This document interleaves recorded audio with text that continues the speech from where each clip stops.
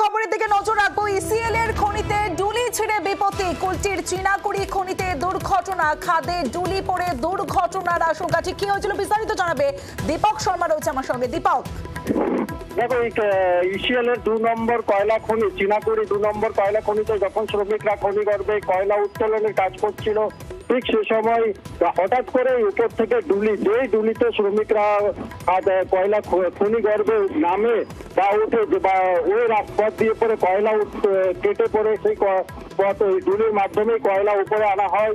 সেই ডুলি ছিঁড়ে পড়ে যায়, হঠাৎ করে কয়েকশো ফিট নিচে পড়ে যায় এবং সেই সময় খনিতে শ্রমিকরা কাজ করছিল এবং ডুলির নিচে বেশ কয়েকজন শ্রমিক কাজ করছিল, যার ফলে সে চাপা পড়ে যায়, ডুলির নিচে চাপা পড়ে যায়। ইতিমধ্যেই একজনকে আহত অবস্থায় ইসিএল এর কাকতরিয়া হাসপাতালে আনা হয়েছে, তাকে কোনোভাবে উদ্ধার করা হয়েছে। এবং দ্বিতীয় যেটা সমস্যা হচ্ছে, সেই ডুলি ছিঁড়ে পড়ে গেছে, তাই এখন কয়েকশো মিটার নিচে খনি গর্ভে কি ভাবে নামবে উদ্ধারকারী দল এবং উদ্ধার চালাবে যারা শ্রমিক খনিতে ভিতরে আটকে রয়েছে বা যারা ডুলিতে চাপা পড়ে আহত শ্রমিকরা রয়েছে তাদেরকে উদ্ধার করা। কতজন আছে কি জানা যাচ্ছে? দেখো, সকাল 8টার সময় খনি গর্ভে প্রায় 70 থেকে 80 জন শ্রমিক কয়লা খনি তুলতে কাটতে খনি গর্ভে নামে। এরপরে কিন্তু এই সময় ছিল খনি গর্ভ থেকে উপরে ওঠার সময়। এই সময় এখনো কিন্তু ইসিএল এর আধিকারিকরা পরিষ্কার ভাবে জানাচ্ছে না কি যে ডুলি ছিঁড়ে পড়েছে সেই ডুলিতে কয়লা ছিল কি যে শ্রমিকরা খনি গর্ভে কাজ করছিল তারা এই ডুলির মাধ্যমে উঠছিল।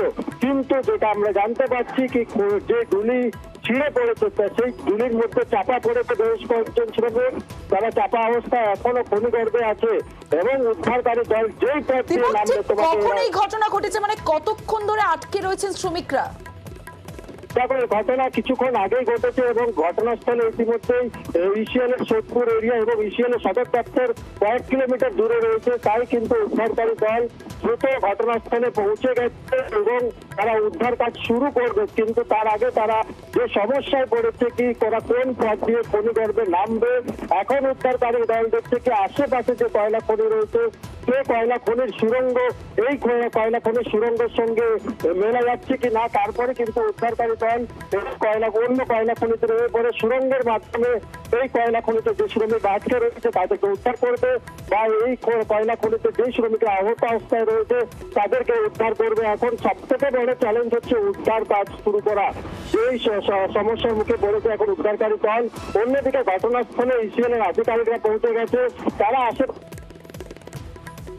কয়লা খনির ম্যাপ আনিয়েছে ইতিমধ্যে এবং ম্যাপ দেখে পরে কোন পথ দিয়ে উদ্ধার কাজ চলবে সেই বিষয়ে এখন দেখা হচ্ছে। বেশ, তুমি নজর রাখো দীপক।